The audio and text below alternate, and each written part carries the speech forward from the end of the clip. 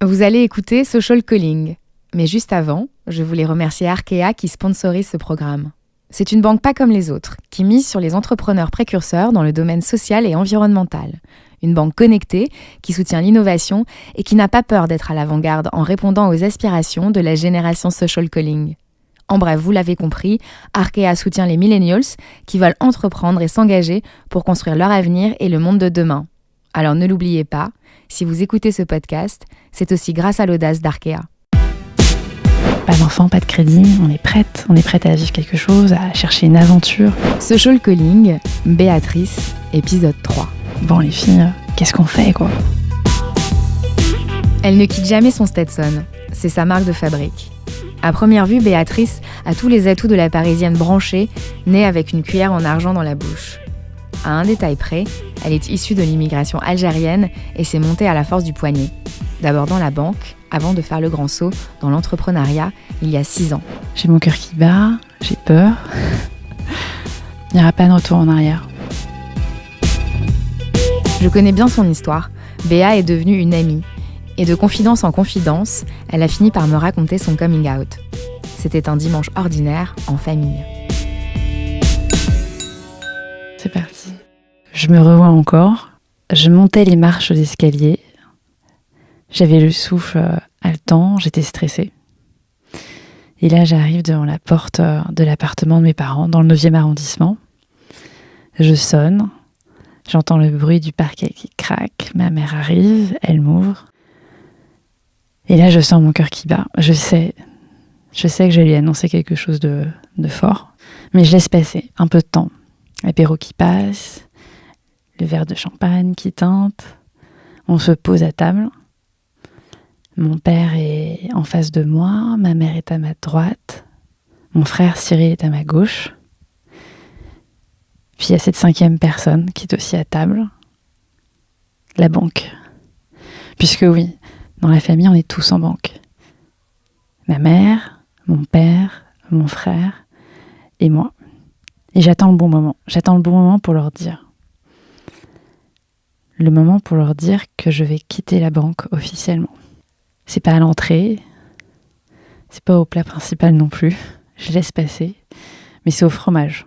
Là, tout d'un coup, je prends mon élan et je leur annonce. C'est officiel, je quitte la banque et je monte ma start-up. Qu'est-ce que tu ressens à ce moment-là ? J'ai mon cœur qui bat, j'ai peur, je suis heureuse, et en même temps, je sens que ça y est, c'est fait. Il n'y aura pas de retour en arrière. La banque a toujours fait partie de la famille. Tu vois, on a toujours été banquier, je ne vais pas dire de génération en génération, mais presque. Pour nous, ça a été un ascenseur social énorme. Mon père est rentré au guichet. Il est devenu directeur de groupe. Ma mère est rentrée en service administratif. Elle est devenue juriste. Mon frère est directeur d'agence. Moi, je suis rentrée analyse financière et aujourd'hui, je suis à la tête d'un programme digital dans la banque de détail. Et tous nos dimanches, on parle de la banque. Donc, quand on vient autour de table et que j'annonce ce départ, c'est à la fois une déchirure parce que c'est comme si je quittais une forme de famille, mais c'est aussi une libération. Un peu comme dans Disney. Libéré, délivré.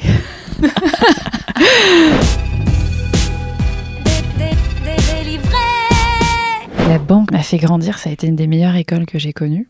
J'ai tout appris, c'est un des endroits les plus formidables que je connaisse parce qu'il y a une grande diversité de métiers. Et moi j'ai commencé en finance pure et dure pour évoluer ensuite sur du conseil, ensuite sur du digital. J'ai connu des mentors extraordinaires, tu vois, des femmes mentors qui m'ont beaucoup aidée. Et pourtant, tu vois, à 30 ans, j'ai besoin de partir. Pourquoi ? J'ai mes 2 amis d'enfance, Raphaël et Lise, qui sont là. On se voit tous les week-ends, et tous les week-ends, c'est la même rengaine. On est au café, on est attablés, ensemble, on papote. On parle de tout, de rien, surtout de rien. Et au bout d'un moment, il y a toujours le même sujet qui revient sur le tapis. C'est bon, les filles, qu'est-ce qu'on fait, quoi ? On a 30 ans, on n'a pas d'enfant, pas de crédit, on est prête à vivre quelque chose, à chercher une aventure. Tu vois, une aventure qui fasse du sens pour nous, pour la société. Et on veut se lancer, tu vois. Et cette envie, elle est là, elle bouillonne. Et on attend juste ce moment pour sauter dans le vide, quoi. Comment ils ont réagi, tes parents, quand tu leur as annoncé que tu quittais la banque ? Mes parents n'ont pas sauté de joie sur le coup. Je pense qu'ils ont tous été... ils ont été terrorisés. Parce qu'attends, je suis là, j'ai 30 ans. J'ai le job qui va bien, j'ai les CDI, j'ai les tickets resto, la carte cantine, les points retraite. Et là, j'annonce à mes parents qui, eux, ont tout donné pour en arriver là, que je plaque tout pour une aventure qui semble hasardeuse pour un monde auquel ils ne connaissent rien, les startups, tu vois.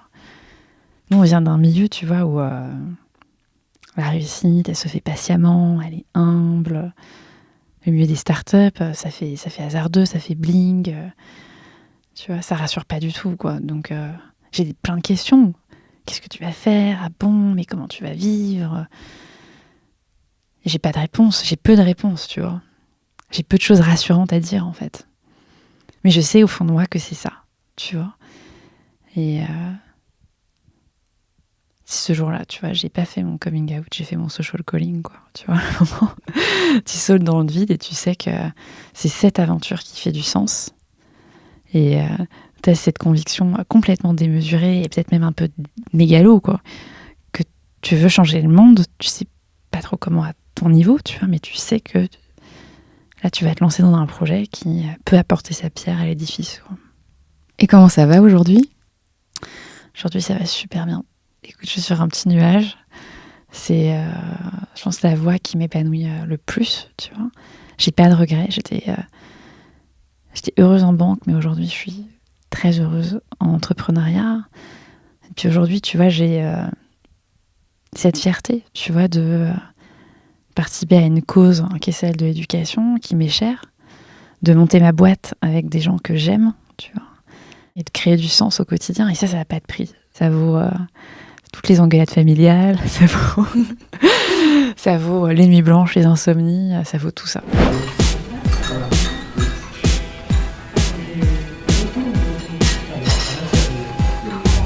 Merci d'avoir suivi ce 3e épisode de Social Calling. Je vous donne rendez-vous la semaine prochaine avec Jonas qui m'a parlé d'amour et d'amitié, ou plutôt comment avoir le courage de faire et dire ce que l'on pense.